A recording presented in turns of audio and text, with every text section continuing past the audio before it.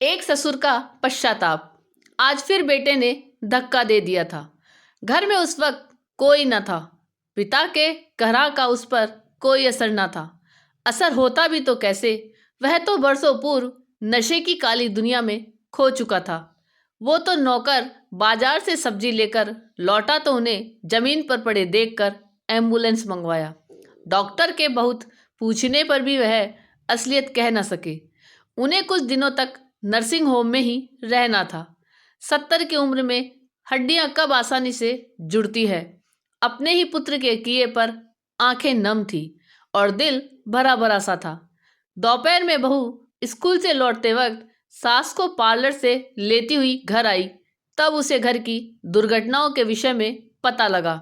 द्वारिका प्रसाद जी ने वकील को नर्सिंग होम में ही बुला लिया था और अपनी समस्त संपत्ति बहू के नाम कर दी।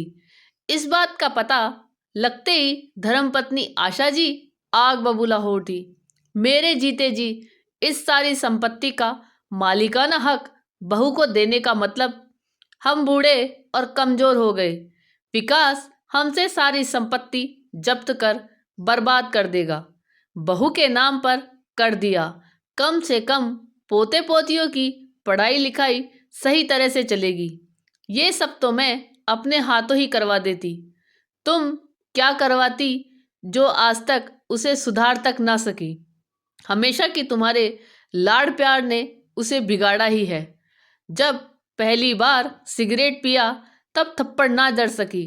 जब स्कूल फेयरवेल में दोस्तों के साथ बियर पार्टी कर रहा था, तब तुमने मुझसे लड़ झगड़ कर उसके हाथों में पैसे दिए।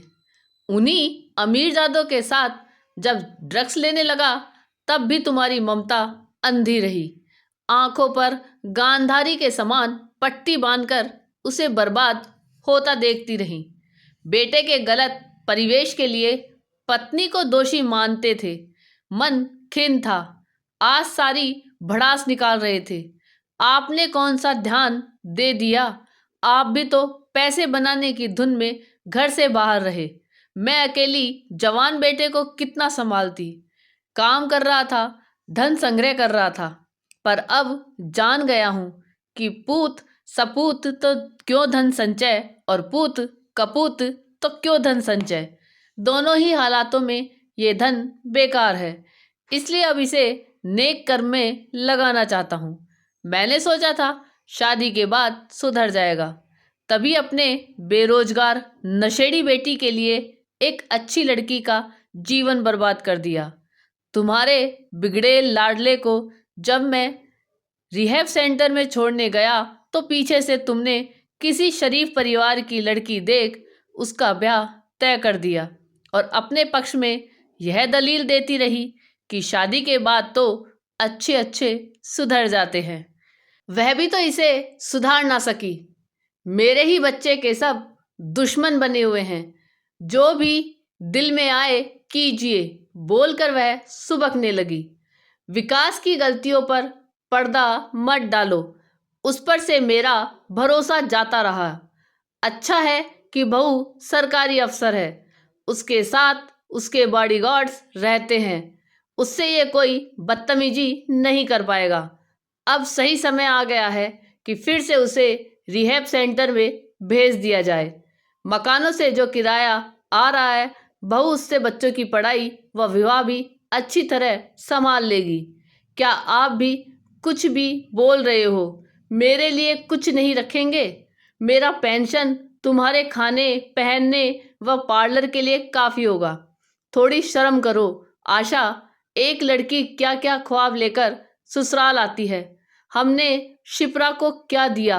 एक ड्रग्स के नशे में डूबा इंसान।